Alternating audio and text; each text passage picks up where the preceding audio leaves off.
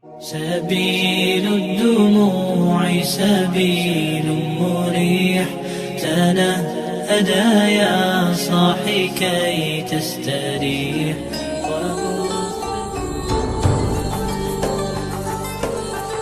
Assalamualaikum warahmatullahi wabarakatuh, sahabat muslimku.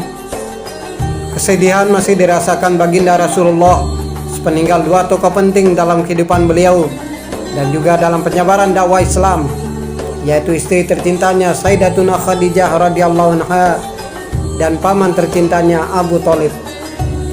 Apalagi setelah dua tokoh tersebut telah tiada, tekanan kaum kafir Quraisy Mekah terhadap baginda Rasulullah semakin menjadi-jadi.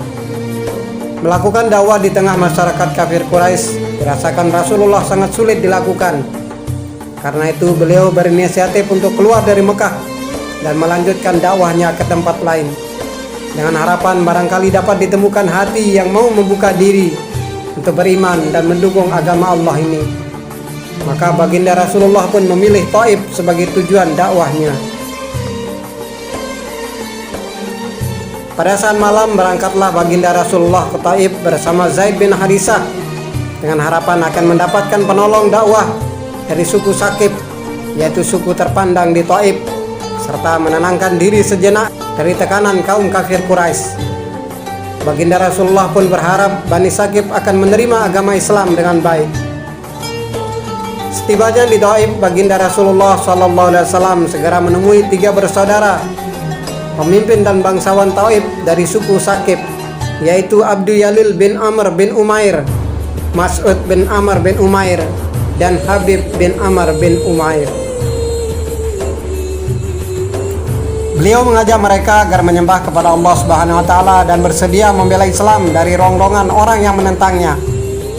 Namun ketiganya menolak tawaran beliau dengan penolakan yang sangat buruk sekali. Tidak terlihat sedikit pun kebaikan dari mereka. Bahkan salah seorang dari mereka berkata, "Apakah Allah tidak menemukan orang lain yang bisa diutus selain kamu, Muhammad?" Yang lain juga mengatakan, "Demi Allah, aku tidak akan mau berbicara denganmu selama-lamanya. Jika betul kamu adalah Rasul utusan Allah seperti yang kamu katakan, maka sungguh merupakan bahaya paling besar. Dan jika kamu berbohong di hadapan Allah, maka sudah sepatutnya saya tidak mau berbicara denganmu." Ketika itulah Rasulullah SAW meminta mereka untuk tidak menyebarluaskan hal ini, agar orang-orang Quraisy tidak semakin memperberat tekanannya kepada beliau dan pengikutnya, karena menganggapnya telah meminta bantuan kepada musuh mereka.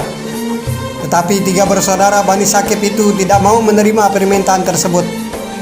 Bahkan mereka mengerahkan para budak dan anak-anak kecil mereka untuk mengusir Nabi di tengah terik matahari, melempari beliau dengan batu sehingga kedua kaki beliau berlumuran darah.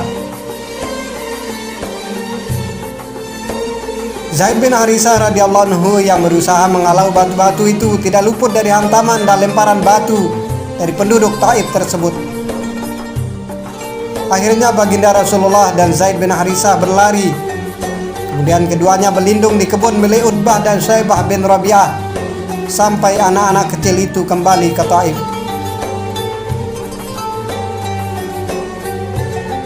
Baginda Rasulullah kemudian menuju ke bawah pohon kurma dan duduk beristirahat sejenak di sana. Utbah dan Syaibah bin Rabi'ah melihat beliau dan menyaksikan perlakuan anak-anak kecil Thaif itu. Utbah dan Syaibah bin Rabi'ah tergerak hatinya melihat kesedihan baginda Rasulullah SAW. Mereka kemudian menyiapkan setangkai kurma dan menyuruh budaknya seorang Nasrani yang bernama Adas untuk memberikannya kepada baginda Rasulullah SAW. Ketika beliau mulai makan kurma tersebut, beliau mengucapkan Bismillahirrahmanirrahim. Adas berkata, ucapan ini tidak dikenal di tempat ini. Kemudian baginda Rasulullah bertanya kepada Adas, "Dari negeri manakah kamu dan apa agamamu?" Adas menjawab, "Saya Nasrani dari Niniveh." Baginda Rasulullah pun bersabda, "Dari negerinya orang soleh, Yunus bin Matta." "Apa yang kamu ketahui tentang Yunus?" tanya Adas kepada baginda Rasulullah. Kemudian Rasulullah menjawab, "Dia itu saudaraku, seorang nabi, dan aku juga nabi." Setelah mendengar penuturan baginda Rasulullah, Adas segera memeluk baginda Rasulullah, menciumi kepala, tangan, dan kaki beliau. Kedua anak Rabi'ah berkata satu sama lain, "Budakmu telah dirusak oleh orang itu." Ketika Adas mendatanginya, kedua majikannya berkata, "Celaka kamu, wahai Adas. Mengapa kamu ciumi kepala, tangan, dan kaki orang itu?" "Wahai tuanku, di atas bumi ini tidak ada yang lebih baik darinya. Ia telah memberitahukan sesuatu kepadaku yang tidak diketahui kecuali oleh seorang nabi," jawab Adas. Kedua majikannya berkata lagi, "Celaka kamu, wahai Adas. Jangan kamu berpaling dari agamamu. Agamamu lebih baik daripada agamanya." Adas kembali menemui baginda Rasulullah SAW. Kemudian Nabi membacakan Al-Quran yang berisi kisah Nabi Yunus alaihissalam. Setelah mendengarnya, Adas pun masuk Islam.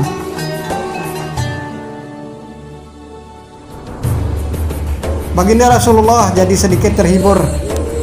Perjalanan panjang beliau berdua bersama Zaid bin Harisah. Perjalanan ke Taif sejauh 90 km, menginap selama 10 hari, tetapi tidak seorang pun yang menyambut ajakan dan dakwah beliau. Bahkan beliau mendapat perlakuan yang buruk dari penduduk Taif tersebut.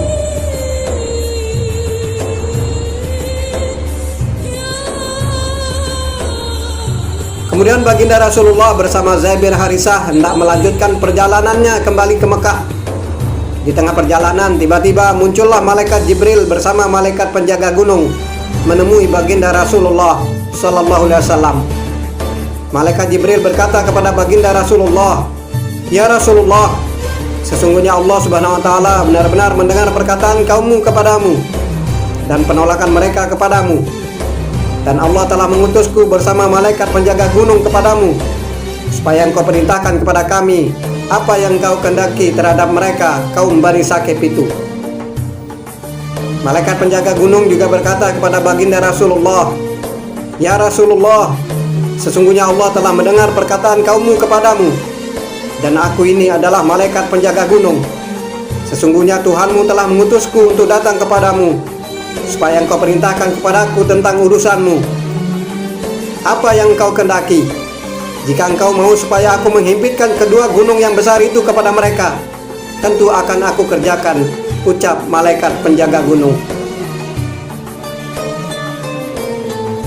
Di tengah tawaran seperti itu dari kedua malaikat Allah tersebut, baginda Rasulullah menjawab dengan lembut, "Tidak, malaikat Jibril.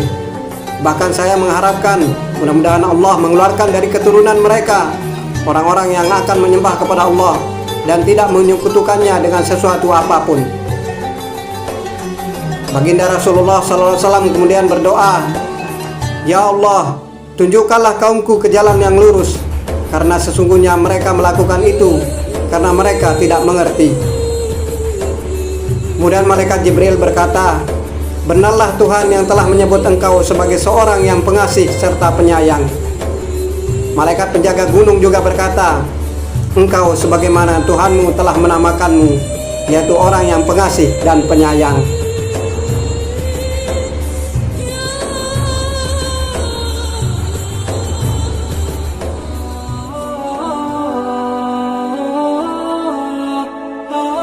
Sahabat muslimku, dari sepenggal kisah sedih dakwah baginda Rasulullah ke Taif ini, kita bisa mengambil pelajaran tentang bagaimana gigihnya perjuangan baginda Rasulullah dalam mendakwahkan Islam, serta meneladani betapa mulianya akhlak baginda Rasulullah. Walaupun beliau dicaci maki, dilempari dengan batu sampai beliau terluka, bahkan beliau juga dihujat dan dicemooh oleh penduduk Taif, namun beliau tidak membalas sedikit pun. Justru sebaliknya, beliau mendoakan penduduk Taif agar anak keturunan mereka kelak lahir sebagai generasi yang bertauhid, yang akan menyebarkan Islam. Dan semoga kita sebagai umat baginda Rasulullah mampu meneladani akhlak dan budi pekerti beliau yang luhur. Amin ya rabbal alamin. Terima kasih telah menyimak. Wassalamualaikum warahmatullahi wabarakatuh.